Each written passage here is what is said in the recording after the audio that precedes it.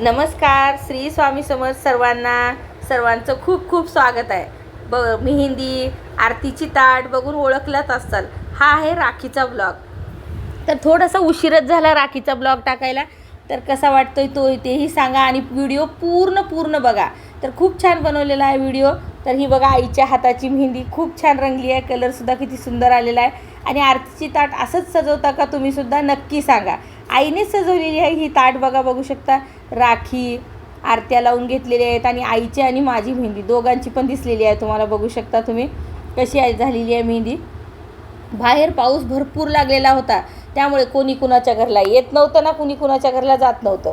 तर आई पहिल्यांदा काय केलेली आहे की कृष्णदेवाला राखी बांधून घेणार आहे. त्यामुळे कुंकू हळद त्यांना वाहून घेऊन जशी आमच्या गावाकडली पद्धत असते तशा पद्धतीने आम्ही देवाला राखी पहिल्यांदा बांधून घेणार आहोत. पाटावर छानपैकी देव ठेवलेला आहे. खूप छोटे कृष्णदेव आहेत आणि एकदम मस्त आईच्या लग्नातले कृष्णदेव आहेत हे, जे आमची आजी आणि आजोबा दिलेले आहेत. बघू शकता खूप छोटे एकदम छान आहेत.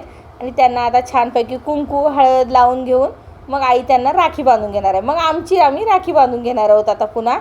बघू शकता असं छानपैकी पूजा करून घेतलेली आहे. तुम्हीसुद्धा असं देवांना राखी बांधता का? मला नक्की सांगा. आणखी आरत्या लावून घेतलेले नव्हते, पुन्हा तुम्हाला मी आरत्या लावून घेतल्याच्या नंतर दाखवते. खूप छान ताट सजवलेली आहे. एकदम मस्त राखी सगळं काही ठेवून हे बघा असा गोंडा, जे आमच्याकडे असं गोंडा म्हणतात ना, ते गोंडा बांधून घ्यायचा असतो देवांना. स्वामींना बांधतात. मग कोण कोण देवाला बांधले तेही मला सांगा. अशा प्रकारे मग कोण कोण आपल्या भावांना राखी बांधायला गेले होते, नाहीतर कोणाकोणाचे भाऊ आपल्या घरी आले होते राखी बांधायला तेही सांगा. पुन्हा कुणाला काय काय गिफ्ट मिळाले तेही सांगा. का तर इथं कमेंट बॉक्समध्ये मला नक्की सांगा. म्हणलं तर मलासुद्धा तुमचे कमेंट ऐकायला आवडतील. खूप छान चांगलं वाटतं आहे असं कमेंट ऐकायला वाचायला. आणि हे बघा किती छानपैकी एकदम मस्त. गेल्या वर्षीसुद्धा तुम्हाला मी सांगते, गेल्या वर्षी बांधलेला गोंडा आईनं आज सोडलेला आहे. तर असं आई त्यांना रोज बांधते रोज सोडते. का तर ते आंघोळ घातली ना देवांना की त्यांना बांधायचं आणखी सोडायचं, त्यांना काढून ठेवत नाही. वर्षभर त्यांच्या हातामध्ये राखी असते. तर हे बघा छानपैकी आईनं सुद्धा ही साधीच साडी लिहिलेली आहे. आता घरातल्या घरामध्ये बाहेर पाऊस पडत होतो, त्यामुळे कुठे जायचं आपल्याला सुधारलंच नाही आम्हाला. हे बघा इथं विजयला म्हणतो मी पण तुम्हाला राखी बांधणार. आपली जो पण रक्षा करतो तो राखी बांधतो म्हणून अशी पद्धत असते. त्यानं आम्हाला बांधलेली आहे, आम्ही त्याला बांधलेली आहे. बघू शकता इथं कुंकू लावून घेत होतो. हे बघा विजयनं आईला राखी बांधत आहे. म्हणलं तर एक छोटीशी राखी आणलेला होता, तो आईला बांधत होतात. अशा पद्धतीनं करतात का तुमचे मुलं? असं सांगा. हे बघा असं करतो, राखी बांधत होता. आपण जेव्हा देवाला राखी बांधतो की नाही, देव आपली वर्षभर रक्षा करतो अशी मान्यता असते. तसं करायचं. आता आईला राखी बांधून झाल्याच्या नंतर ना तो मला राखी बांधणार होता, म्हणून सरी मी पण हात पुढे केलं. मला सुद्धा त्यानं राखी खिशामध्ये 2 राख्या कालपासून आम्ही बाजारला गेल्यापासून ठेवला होता. तर 2 राख्या त्यानं आमच्यासाठी बांधलेल्या आहेत. हे बघा अशा प्रकारे असं तुम्ही करायला लावा. जर नसली पद्धत तरीही करायला लावा. खूप छान अशी पद्धत पण छान असते. आम्ही पण खूप वर्षापासून असंच करतो. इथं बसलेले आहेत आता दोघांनाही. आमच्याकडे काही सोफा नाही काही नाही, आम्ही खालीच बसून राखी बांधतो अशा पद्धतीनं. तर दादा आणि विजय दोघंही होते. दोघांनाही पहिल्या सुरला कुंकू लावून घेतलेला. आई मी मोबाईल धरला होता, मला थोडंसं व्हिडिओ करायचं होतं म्हणून आमच्याकडे ट्रायपॉड नसल्यामुळे.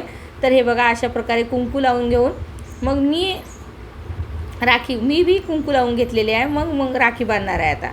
आम्ही काय साधे लोक, गावाकडली आमची पद्धत काय तितकी भारी नाही. कुणी काही म्हणतील आता ते कमेंटवरच कळेल. काही म्हणू नका ह्याच्या पुढून. आम्ही काय साधे, म्हणूनच मी जास्त ब्लॉग बनवत नाही. अशी भारी घर असेल पण आमच्याकडे जास्त सोफा असं खुर्च्या राहत नाहीत म्हणून मी जास्त बनवत नाही. अशा पद्धतीने राखी बांधून घेतलेली आहे आम्ही. कशी वाटली ते सुद्धा मला सांगा. हे वर्षातून एक सण राहते आणि आवडीचं सण म्हणून हाही व्हिडिओ बनवलेला आहे मी. विजयला राखी बांधल्याच्या नंतर दादांना सुद्धा अशा पद्धतीनं राखी बांधून घेतलेली आहे. बघू शकता तुम्ही. तर मी म्हणेन ज्यांची त्यांची परिस्थिती असते, परिस्थितीनुसार ज्यांचं त्यांनी राहतात. कधी कुणाला काही म्हणत बसायचं नाही. बघा दोघांची राखी अशा प्रकारे दिसत आहे. काल बाजारात गेले होते तर ह्या वर्षी लाल कलरची राखी बांधायची नाही म्हणून सांगितलेलं आहे. म्हणून आम्ही पिवळ्या कलरचे आणलेले आहेत, पिवळे दोरे. आणि अशी छानपैकी आरती ओवाळून घ्यायची. हे बघा अशा प्रकारे. आणि आता त्याला गोड खाऊ वाटत नाही म्हणून तो असं करतो, गोड खाऊ घाल नको, मी थोडंसं खातो असं म्हणतो. तोंडात घाललं तर नको म्हणलेलं आहे. दादासुद्धा जास्त नको, थोडंसं दे म्हणतात म्हणून थोडं थोडं दिलेलं आहे दोघांनासुद्धा.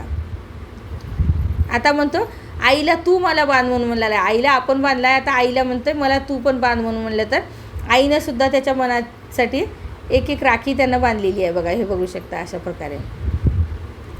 तर तुम्हीसुद्धा असं करता का नक्की सांगा. हे बघा अशा प्रकारे बघा. विजय बांधून घेतल्याबरोबर दादा म्हणतात मला पण एक गोंडा बांध म्हणून. दादांनीसुद्धा हातपुळी केल्यामुळे दादांना एक गोंडा बांधलेला आहे. हे बघा अशा प्रकारे.